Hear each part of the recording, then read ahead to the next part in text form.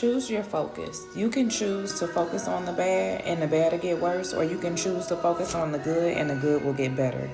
In this season, the enemy has been distracting a lot of people, acting like that they have no control over what it is that they're going through or currently sitting in the midst of. This is why the serenity prayer is so important. God, grant me the serenity to control the things that I can control, the courage to accept the things that I can't, and the wisdom to know the difference.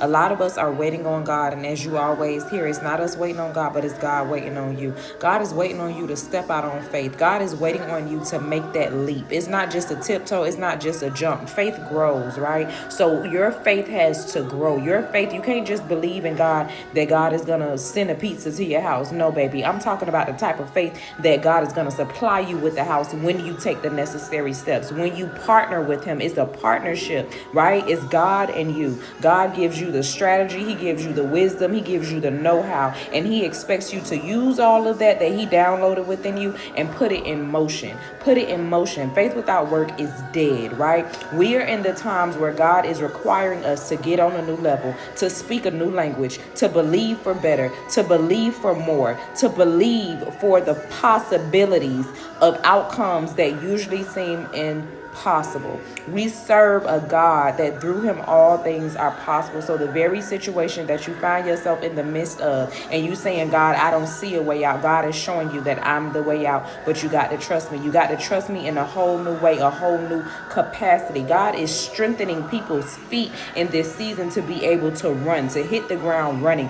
God is calling you out, and the way that he is doing this is also cleansing out the crevices of your soul. It's a lot of things within us that we try to hide, that we do not deal with, and because we haven't thought about it, we think that it's gone, we think that it's over, but God sees.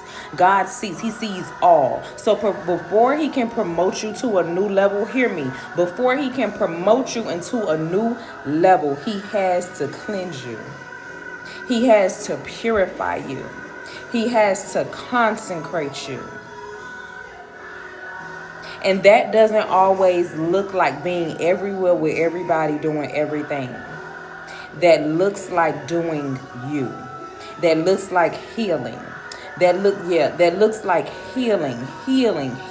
I know we always talk about healing of sicknesses and diseases in our body, but some of us need our mind to be healed. We need our mind to be rewired. We need to think new thoughts of possibility of what God can do. That seems like not being like Lot's wife and looking back, focusing on what happened, what you've been through, or your current circumstances, because what we're standing in right now is going to be a part of your past, baby.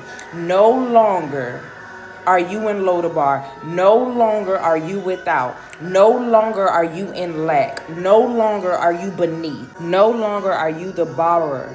You're the lender. But in order for you to see the promises of God, which are already yes and amen, you've got to partner with him, and you have to get in motion. You got to take that leap.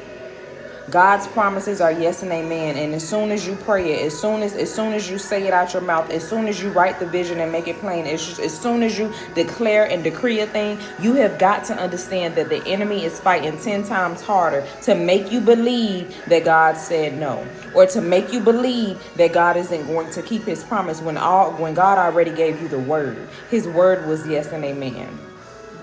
That was his word. So you have got to remember what you know in spite of what you see. You've got to remember what you know in spite of what you feel.